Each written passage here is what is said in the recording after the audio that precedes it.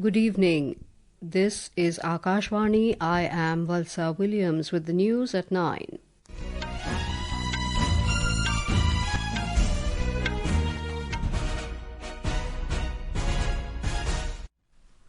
The headlines: more than 64% voter turnout recorded in first phase of Bihar Assembly Elections in 121 constituencies.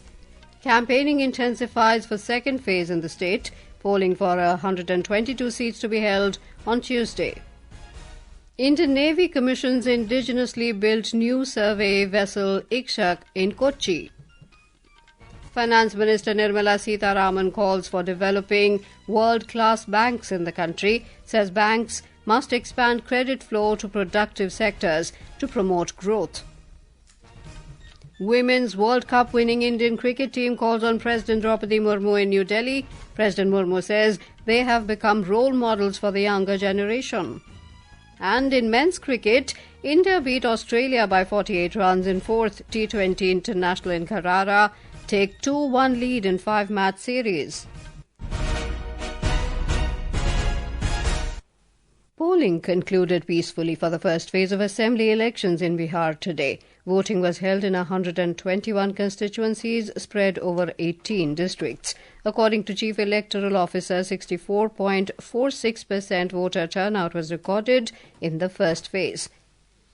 Chief Election Commissioner Ganesh Kumar today congratulated the electors of Bihar for the historic voter turnout in Phase 1 of Assembly elections. The Commissioner thanked the electors for expressing their faith in the Election Commission and turning out to vote in such large numbers with fervour and enthusiasm. Mr. Kumar has also thanked the entire election machinery for working with full transparency and dedication.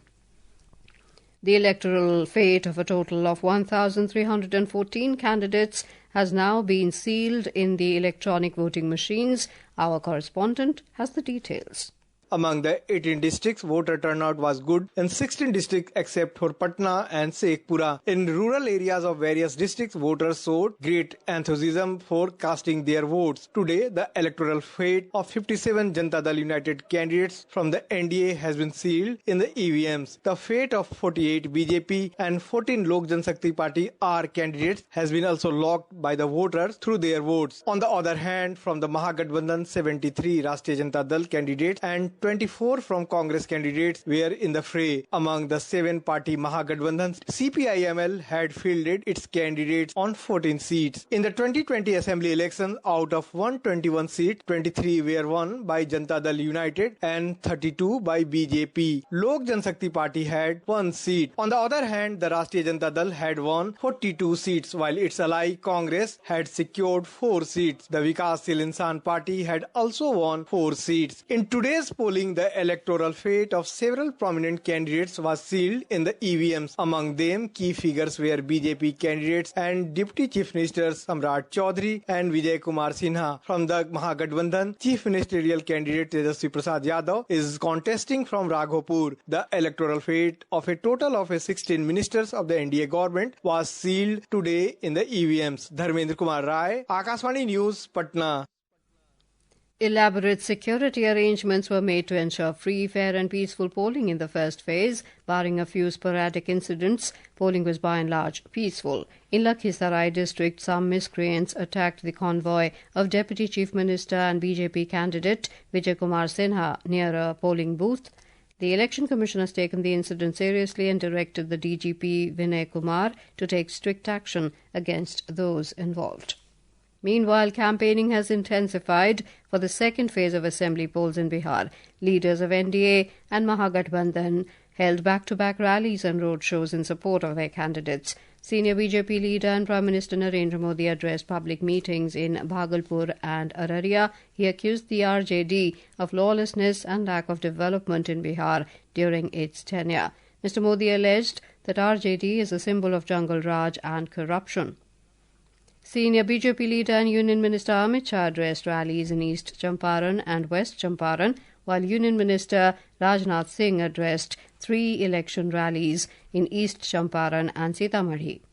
Congress leader Rahul Gandhi held public meetings at Araria and Purnia in support of Mahagathbandhan candidates. Mr. Gandhi said Bihar needs to progress again, adding that the world's best universities and hospitals should be established in the state. Congress leader Priyanka Gandhi also addressed 3 public meetings in Govindganj, Riga and Benipatti.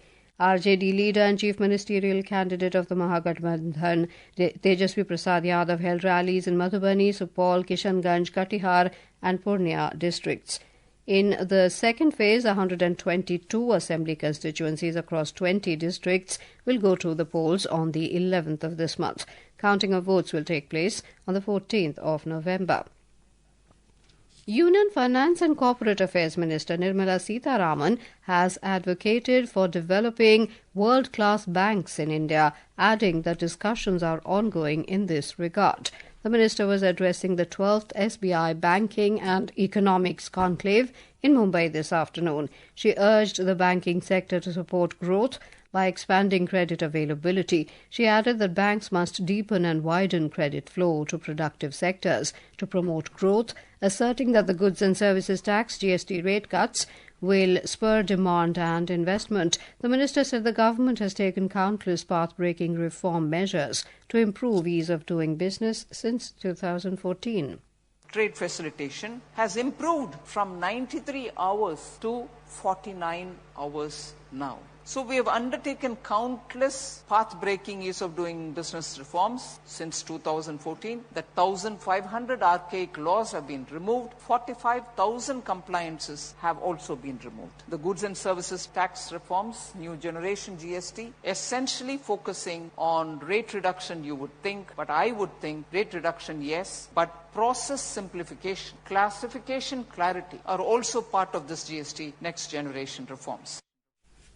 Union Civil Aviation Minister Ram Mohan Naidu Kinjarapu today said the centre is working on a strong and robust policy to establish India as a global leader in sustainable aviation fuel SAF production. Addressing the India SAF summit in New Delhi, Mr. Naidu said India carries an edge over its peers due to its feedstock availability and production facilities. He expressed optimism that India cannot just satisfy its needs, but also export it to other nations, meeting global demands.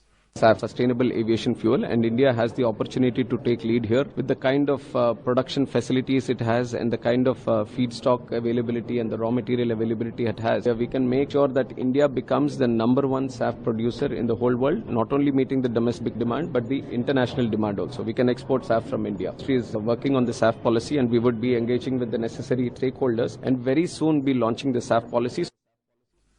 This is Akashvani giving you the news. For quick news updates round the clock, follow us on our X handle at AIR News Alerts. And for details of these stories and more, log on to our website www.newsonair.gov.in and download News on AIR app.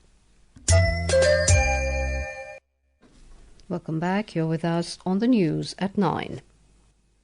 The Indian Navy today enhanced its indigenous capabilities with the formal commissioning of the new survey vessel Ikshak. The ship, the third in the survey vessel large class, was inducted into service at a ceremony held at the naval base in Kochi. Chief of the Naval Staff, Admiral Dinesh K. Tripathi, presided over the event. Speaking on the occasion, the Navy Chief called INS Ikshak a symbol of India's maritime confidence and technological self-reliance. Today we are proud to induct the third ship in our Navy. It's a huge capability enhancement in terms of hydrography. As you know, enables us to show that the waters in and around our coast and also in our areas of interest are mapped properly, both to certain depth, but many times even up to seabed. And that allows the seafarers to navigate global commons with safety, with confidence. We are very, very happy to induct the ship. Named after the Sanskrit word for guide, the ship is equipped with advanced hydrographic and oceanographic tools, including multi-beam sonars and autonomous underwater vehicles. Its main role will be to conduct full-scale coastal and deep-water surveys to ensure safe navigation for all maritime traffic. President Droupadi Murmu will embark on a 6-day visit to Angola and Botswana from the 8th of this month. This will be the first visit of any Indian head of state to these countries. During a media briefing in New Delhi, Secretary ER in the Ministry of External Affairs, Sudhakar Dalela, said, on the first leg of her tour, President Murmu will be visiting Angola from the 8th to the 11th of November. During her visit, the President will hold bilateral talks with President of Angola, João Manuel Gonçalves Lourenço. At the invitation of her counterpart from Angola. You will also recall that earlier this year in May, Angolan President had paid a successful visit to India. He had extended an invitation to Honorable President to visit Angola and to also participate in the 50th anniversary celebration of Angola's independence. India had consistently supported Angolan freedom struggle, as many of you would know. Further, India and Angola are celebrating the 40th anniversary of the establishment of diplomatic relations this year. During her visit, Honorable President will be holding bilateral talk with the President of Angola. She will be attending the 50th anniversary celebrations of Angola's independence on the 11th November. Honorable President is scheduled to address the Angolan Parliament and to interact with members of the Indian community of Angola. Prime Minister Narendra Modi will inaugurate the year-long commemoration of 150 years of the national song Vande Mataram in New Delhi tomorrow. The Prime Minister will also release a commemorative stamp and coin on the occasion. The event marks the formal launch of year-long nationwide commemoration to celebrate 150 years of the timeless composition which inspired India's freedom movement and continues to evoke national pride and unity.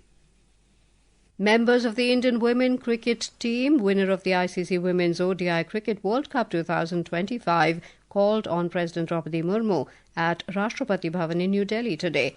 President Murmu congratulated the team and said they have created history and have become role models for the younger generation. आप सब superstar हैं, युवा पीढ़ी खासकर लड़कियों आपसे प्रेरित होकर जीवन में आगे बढ़ना चाहेंगे। आज आप सब शिखर पर है। शिखर पर बने रहना बहुत बड़ी चुनौती होती है, लेकिन मुझे विश्वास है कि जिन क्षमताओं के बल पर आप सब ने इतिहास लिखा है, उन्हें क्वालिटीज के बल पर आप भविष्य में भी इंडियन क्रिकेट को शिखर पर बनाए रखेंगे। Yesterday, Prime Minister Narendra Modi hosted the champions of the Women's World Cup at his residence at Lok Kalyan Marg. In men's cricket, India defeated hosts Australia by 48 runs in the fourth T20 International at Carrara Oval in Queensland today.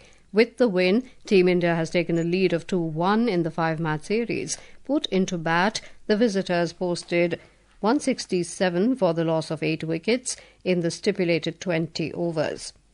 Shubman Gill, with 46 runs, was the top scorer for India. In reply, chasing the target of 168 runs, Australia were bundled out for 119 in 18.2 overs. Skipper Mitchell Marsh, with 30 runs, was the top scorer for Australia. Washington Sundar took 3 wickets, while Shivam Dube and Akshar Patel claimed 2 wickets each for the visitors.